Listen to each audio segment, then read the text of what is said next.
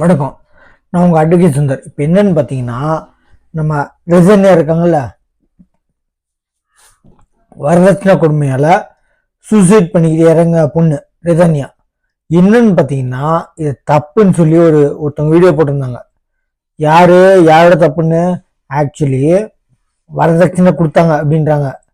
கேட்டு கொடுத்தாங்களா, இல்லை இவங்க பொண்ணு நல்லா இருக்கணும் அப்படின்னு சொல்லிட்டு போய் கொடுத்தாங்களா? எதுவும் இன்னும் விசாரணை போயிட்டு இருக்கு. என்னன்னு பாத்தீங்கன்னா, நகாவில கொடுத்துருக்காங்க 300 பவுன் கிட்ட, வால்வோ காரு இவ்வளோ கொடுத்து காசு கொடுத்து அப்படி போய் வாழ்றதுக்கு ஒன்றும் அவ்வளோ பெரிய ஆள் இல்லைங்க அவரு. என்ன சொல்றேன், அப்படி உங்க பொண்ணுங்க கிடைக்கிற டிமாண்டுங்க. உங்களுக்கே தெரியும், எல்லாருக்குமே தெரியும், இந்த வீடியோ பார்க்கணுங்க எல்லாருக்கும் தெரியும் பொண்ணுங்க டிமாண்டு. ஏன்னா பொண்ணுங்க டிமாண்ட்னா பொண்ணுங்க கம்மி. அந்த காலத்துல பசங்க தான் பெற்றுக்கிட்டாங்க. அதாவது 1990s பசங்க ஃபுல்லாவே பசங்க தான் ஜாஸ்தி இருக்காங்க, பொண்ணு கம்மி. அப்போ 90s கல்யாணம் கம்மி. ஏன்னா அந்த ஸ்டேஜ்ல இருக்கவங்களுக்கு கல்யாணம் கம்மியா நடக்கும். ஏன்னா பொண்ணு 10 பசங்க இருக்க இடத்துல 4 பொண்ணு தான் இருக்கும்.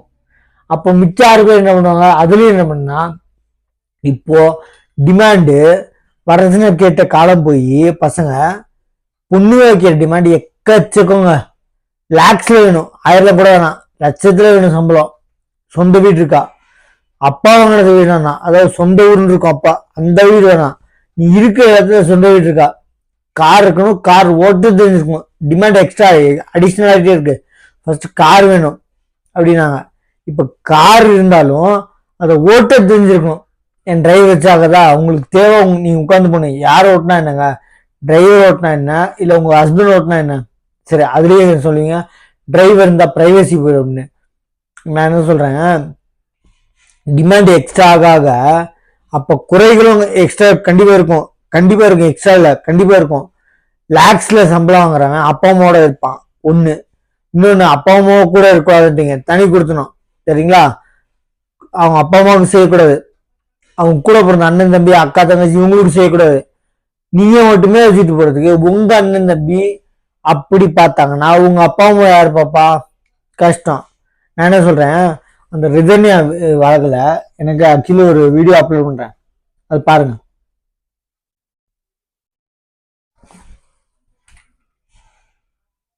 அதுக்கு காரணம் யாரா இருக்க முடியும்? மாற்று வாழ்க்கை அமைக்கிறது அவங்க மனநிலை பொறுத்து. என் பொண்ணு ஒருத்தனுக்கு ஒருத்தின்னு சொல்லி இறந்துட்டேன். அதுல எனக்கு பெருமையா இருக்கு, பொண்ணு இழந்தா கூட.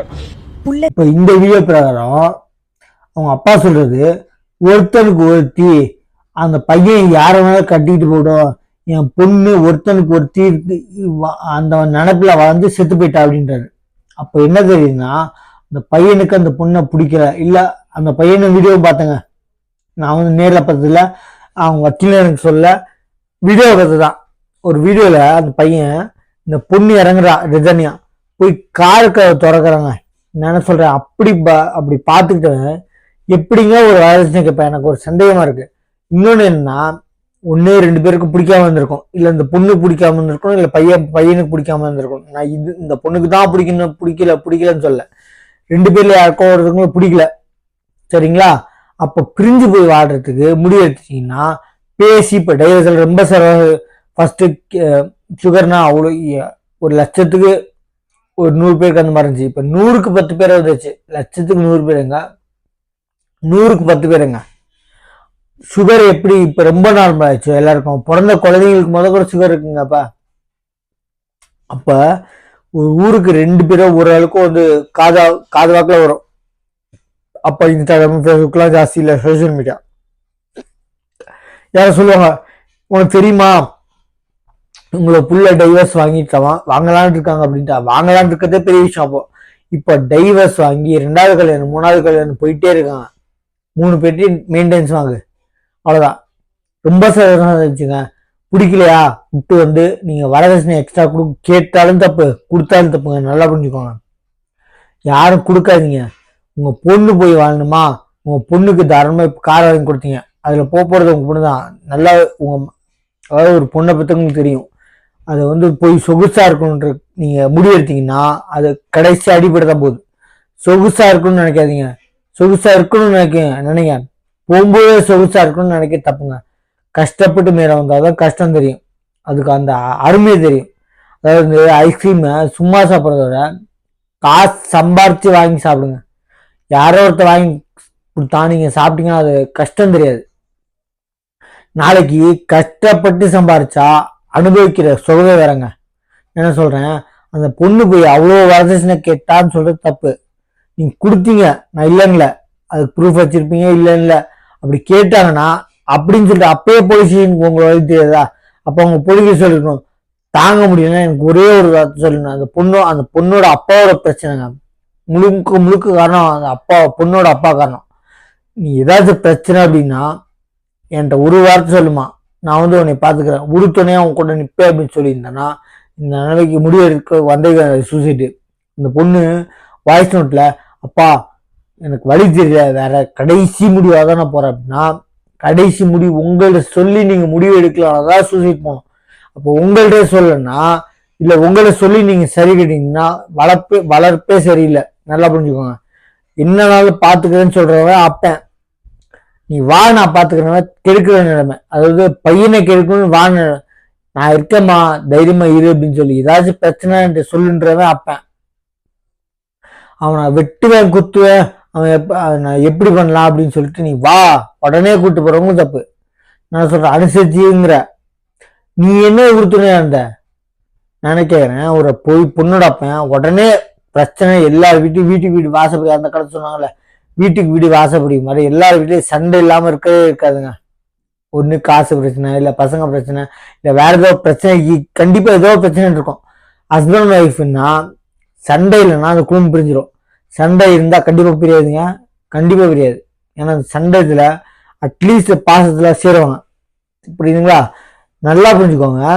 அப்படி நீ வந்து நீ போ, உனக்கு உறுத்துணையா நான் இருக்கேன், எக்காரத்தை கொண்டு எந்த பிரச்சனை இருந்தாலும் நான் இருக்கேன்னு சொல்லுங்க. எந்த ஒரு பொண்ணு சூசைட் அட்டன் பண்ணாது.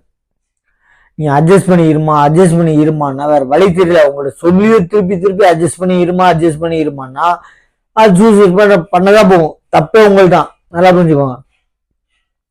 நீ என்ன பிரச்சனை இருக்குன்ற ஒரு வாரம் சொல்லுமா, நான் வந்து பஞ்சாயத்து பண்ணி வைக்கிறேன், வெட்டுறேன் குத்துறேன்னு போவேனா, நான் சொல்றேன் பஞ்சாயத்து பண்ணி வைக்கலாம், வா அவங்க வீட்டுல பெரியவங்க இருக்காங்க அந்த பையன் பேசலாம் அப்படி. ஏன்னா காரோட தெரிஞ்ச பையனா கொஞ்சம் ஒரு ஸ்டாண்டர்டுக்கு மெச்சூரிட்டி இருக்கும். அப்போ இந்த பையனை கூப்பிட்டு பேசுங்க, பேசுறதுக்கு வழி இருக்குமா, எனக்கு தெரியுமா, நான் பாத்துக்கிறேமா அப்படின்னு சொல்லி ஒரு வார்த்தை நான் இருக்கேம்மா அப்படின்னு சொன்னீங்கன்னா எந்த ஒரு பொண்ணு சூழ்ச்சி நிலைமைக்கு அட்டன் பண்ணாது. நான் கொடுமையே யாருமே கொடுமை பண்ணல, பசங்க பொண்ணுங்களா கொடுமைன்னு சொல்ல, அதாவது இருக்காங்க 100க்கு 40 பசங்க இருந்தாங்க அந்த காலத்துல, குடி தண்ணி அந்த மாதிரி இருந்தாங்க. இப்போ 100க்கு ஒரு 5-6 பேர் இருக்காங்க எக்ஸாம்பிள். அந்த மாதிரி இருக்கவங்கள்ட்ட பொண்ணோட அப்பாங்க தயவுசெய்து சொல்றேன், ஏதாச்சும் பிரச்சனை இருந்துச்சுன்னா என்கிட்ட சொல்லுமான்னு, நீங்க உங்களுக்கு உறுத்துடையா இருக்க சப்போர்ட்டுக்கு நான் இருக்கமான்னு சொல்லுங்க. அதாவது என்ன சாப்பாடு செய்யலன்னு கேட்டாலே உன்னை அடுப்புடா வெட்டுடா, எப்படி என் பிள்ளைய சாப்பாடு செய்யலாம், எப்படி ராணி மாதிரி வளர்த்துனா வச்சுக்க வேண்டியது, நீ எது கட்டி கொடுத்த. நான் என்ன சொல்ல, சின்ன பிரச்சனைகள்லாம் நீங்க வந்து போய் சண்டை போடுறது, கழுத்து நினைச்சு கொண்டுருவேன் அப்படின்றா, இதெல்லாம் தேவையில்லைங்க. உடனே பிள்ளைய கொண்டு போய் நீ உங்க வீட்டுல வச்சுக்கிறது. பிரச்சனை பெருசா அவங்க கட்டுப்பாடுக்கு மேல வந்துச்சுன்னா, கட்டுப்படுத்தாத நிலைமைக்கு மேல வந்துச்சுன்னா அப்போ போய் பஞ்சாயத்து பண்ணி வைக்கணும். புரியுதுங்களா? சமைக்கல, அட்ஜஸ்ட் பண்ணிக்க முடியல, காலையில இருந்துச்சு, காலையில மத்தியானம் கூட எந்திரிக்க மாட்டேங்க. சில வீட்டுல 11 மணி 12 மணிக்கு எந்திரிக்கிறாங்க. அந்த மாதிரி கொஞ்சம் சீக்கிரமா எந்திரிமா அப்படின்னு சொன்னா, என் பொண்ணு அப்படி எல்லாம் எந்திரிக்க கூட்டு போறீங்களா, பொண்ணோடப்பா தயவுசெய்து சொல்றேன் அட்ஜஸ்ட் பண்ணி வாழணும். அதாவது ரொம்ப அட்ஜஸ்ட் பண்ணல, அட்ஜஸ்ட் பண்றது வேற, ரொம்ப அட்ஜஸ்ட் பண்றது வேற. ரொம்ப அட்ஜஸ்ட் பண்றது என்ன காரணம்னா, குளிச்சுட்டு வர்றாங்க, சிகரெட்ல சூடு வைக்கிறாங்க, அந்த மாதிரி அட்ஜஸ்ட் பண்ண வேணாம். ரொம்ப அட்ஜஸ்ட்ன்றது உங்க வேலை, வீட்டுக்கு உங்க புருஷனுக்கு உங்களுக்கு சமைக்கிறது, தனி கொடுத்தன பிரிக்காம இருக்கிறது, கூட்டு குடும்பமா இருக்க, அதாவது இருந்தாங்கன்னா அவங்க பிரிக்காம கூட்டுறது. நீங்க போய் இருங்கன்னு சொல்ல, அவங்க இருந்தாங்கன்னா பிரிக்காதீங்க. நல்லா புரிஞ்சுக்கோங்க. அதே மாதிரி இன்னொன்னு, இப்போ டிமாண்ட் ஜாஸ்தி வைக்காதீங்க. நீங்க சம்பாதிக்கீங்க, இப்போ கூட்டாளி சொல்றாங்க படிச்சுக்கிங்க, சம உரிமை வேணுன்றீங்க, அப்ப லேடிஸ் சம்பாதிங்க, இதுக்கு மெயின்டெனன்ஸ் சொல்லிட்டு அவங்க குடும்பத்தையே மொத்த அழிச்சு நான் இருந்து சாப்பிடணுன்றது நாளைக்கு கஷ்டங்க. எல்லா இடத்துலயும் ஜெயிக்காது. நல்லா புரிஞ்சுக்கோங்க. காசுக்காக அந்த காலத்துல ஒரு பறவை இருக்கு, தண்ணி அதை சாப்பிட்டவனுக்கு தொண்டைக்கே போச்சுன்னா நரகங்க, அத ருசி தெரியாது, தொண்டை வரைக்கும் ருசி.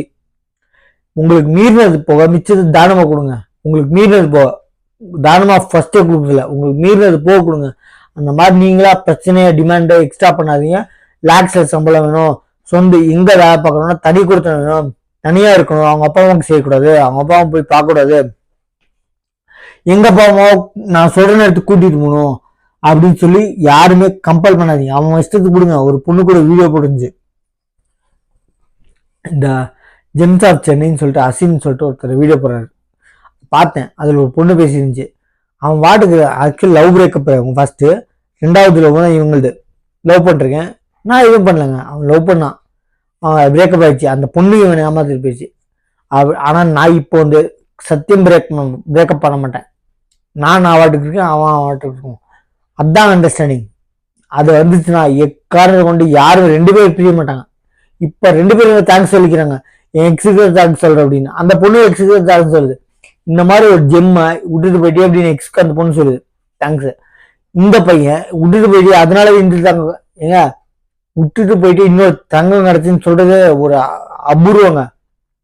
அதாவது அவனுக்கு வாழ்க்கை எப்படின்னு பாத்தீங்கன்னா, ஒரு கொடுமையிலேருந்து மாட்டிக்க போனவன தப்பிச்சு ஒரு நல்ல பொண்ணு பார்த்துருக்கு, கிடைச்சிருக்கு. அதனால சொல்றேன், தயவு செஞ்சு டிமாண்டை கம்மி பண்ணிக்கோங்க. பொண்ணுங்க வைங்க வேணாங்களே. அதாவது உங்களுக்கு சேஃப்டிக்கு பாருங்க. ஆக்சுவலி உங்க அம்மா அப்பாவும் பார்த்தாங்கன்னா லவ் வேணான்றாங்கன்னா நீங்க போய் உங்க மனசுக்கு பிடிச்சவங்களோட வாழ சொல்ல மாட்டாங்க, யாருமே தடையா இருக்க மாட்டாங்க. நீங்க போய் அவங்க வாழ முடியுமா? இப்ப ஜாதி வந்து ரொம்ப கம்மிங்க, ஆனா கொலை இருக்குதான், இல்லைன்னு சொல்ல, கம்மிங்க. லவ் மேரேஜ் இப்ப ஜாஸ்தி ஆயிடுச்சு, டைவர்ஸும் ஜாஸ்தி ஆயிடுச்சு. என்ன அப்படி பயம்னா பெத்தவங்களுக்கு பயம். நீங்க திருப்பி கல்யாணம் பண்ணிட்டு ஆசை 60 நாள், மோகம் 30 நாள், 90 நாள், 100 நாள் கழிச்சு உடனே வந்துடுவீங்க அப்படின்னு சொல்லிட்டு அந்த ஜோஸ்ல கல்யாணம் பண்ண புதுசுல நீங்க போய் இருப்பீங்க ஜாலியா. உங்களுக்கு நீங்க சொன்னது ஊன்னு சொன்னா அவரு ஐயோ அப்படிம்பாரு. அவரு சும்மா வந்தாவே ஐயோ என்ன விரும்பீங்க. ஆனா ஒரு 6 மாசம் கழிச்சுன்னா நீ என்ன பெரியவனா அப்படிங்கிறது, நீ என்ன பெரியவனா அப்படிங்கிறது. அதனால விட்டு கொடுத்து போங்க. வீட்டு வாசப்படி இருக்கு, எந்த வீட்லயும் சண்டை இல்லாம இல்லை, நல்லா புரிஞ்சுக்கோங்க. அதனால வரதட்சணை யாரு கேட்டாலும் தப்புங்க, கொடுத்தாலும் தப்பு. கொடுக்காதீங்க. உங்க பொண்ணு போய் வாழ்றதுக்கு நீங்க உங்களுக்கு இஷ்டம்னா ஃபர்ஸ்ட் போய் வாழட்டும், கஷ்டம் என்னன்னு தெரியட்டும். அந்த பொண்ணு போய் அட்ஜஸ்ட் பண்ணி அந்த வீட்டோட ஜாயின் குடும்பமா இருக்கா தனி குடும்பமா இருக்கா, அந்த பொண்ணு காலையில் இருந்துச்சு, ஏன்னா வீட்டுல ராணி மாதிரி இருந்திருக்கும், போய் எந்திரிச்சு அவங்க ஹஸ்பண்ட் போற நேரத்துக்கு வீட்டுக்காரர் போற நேரத்துக்கு சமையல் அந்த வீட்டுக்காரருக்கு செய்யறா அவளுக்கு செஞ்சிருக்கான், அவங்க பொண்ணுக்கு செஞ்சுக்கிறா அப்படின்னு கொஞ்சம் அட்ஜஸ்ட் பண்ணிக்கிறான். ரொம்ப அட்ஜஸ்ட்ல குடிச்சிட்டு வந்து அடிக்கிறான், சூடு வைக்கிறான், அதை அட்ஜஸ்ட் பண்ணிக்க சொல்ல, வீட்டு வேலைங்களை அட்ஜஸ்ட் பண்ணிக்கலாம்னு பாருங்க. எனக்கு தெரிஞ்ச வரைக்கும் அந்த ரிதனி அப்பா பண்ணதான் பெரிய தப்புன்னு தெரியுது. நீங்க தப்பா பேசினாலும் பரவாயில்ல, என்ன பொண்ணோட அப்பா தப்பா சொல்றீங்கன்னு, தப்பா பேசினாலும் பரவாயில்ல. எனக்கு பார்த்த வரைக்கும் அது வீடியோஸை, அந்த பையனுடைய அவங்க அப்பாவுடைய வீடியோஸ் பார்த்தா அந்த அப்பாவும் அவங்க அப்பாவும் பொண்ணோட அப்பா ரிதனி அப்பா ஒருத்தருக்கு ஒருத்தியா இருந்தா என் பொண்ணு, அதனால கடைசி வரைக்கும் அதே இதுல இருந்து செத்து போயிட்டா, நிம்மதியா இருக்கு. அந்த பையன் யாரோட வாழ்ந்தாலும் பரவாயில்ல, எனக்கு பிரச்சனை இல்லை அப்படின்னா ஒரு டாக் போயிருக்குன்னு நினைக்கிறேன், உன்னை டைவர்ஸ் பண்ணிட்டு நான் வேற ஆள் போறேன் அப்படின்னு. அதனாலதான் அவர் வெளிப்படையா சொல்றாரு. அப்படி இருக்கலாம், அப்படி சொல்லல, அப்படி சொன்னான்னு சொல்ல. அதனால நான் என்ன சொல்றேன், டைவர்ஸ்ல இப்ப ரொம்ப பிடிக்கலையா, மனசு பிடிக்கலையா, ஒத்து வரலையா, உட்கார்ந்து பேசி பிரிஞ்சு போயிருங்க, ரொம்ப பெஸ்ட். இந்த மாதிரி சூசைட் பண்ணிக்கிறதுலாம் அவங்க ஒரு வாழ்க்கையில அர்த்தமே இல்லாத வேலைங்க. எனக்கு தெரிஞ்ச வரைக்கும் அவங்க அப்பா நீ என்ன அந்த மாதிரி அளவுக்கு மீறி பிரச்சனை இருந்துட்டு நான் இருக்கேன் சப்போர்ட் பண்ணலன்னு நினைக்கிறேன். ஒரு பொண்ணு வீடியோ போட்டுருந்துச்சு, அதை பார்த்து சொல்றேன், தயவுசெய்து சொல்றேன், தப்பா பேசினாலும் பிரச்சனை இல்லைங்க, பயம் இல்லை. அதனால வந்து எந்த ஒரு அப்பாவும் வரதட்சணை கொடுக்காதீங்க. பொண்ணு போய் ஏதாவது பிரச்சனைனா முடிஞ்ச அளவு சால்வ் பண்ண பாருமா, நீயும் ஹஸ்பண்டும். முடியாத பட்சத்துக்கு உங்க 2 பேரும் உட்கார்ந்து பேசி முடியாத பட்சத்துக்கு நான் இருக்கமா அப்படின்னு சொல்லுங்க, கண்டிப்பா சால்வ் ஆகும். நம்ம சேனலை சப்ஸ்கிரைப் பண்ணிட்டு பாருங்க. தேங்க்யூ.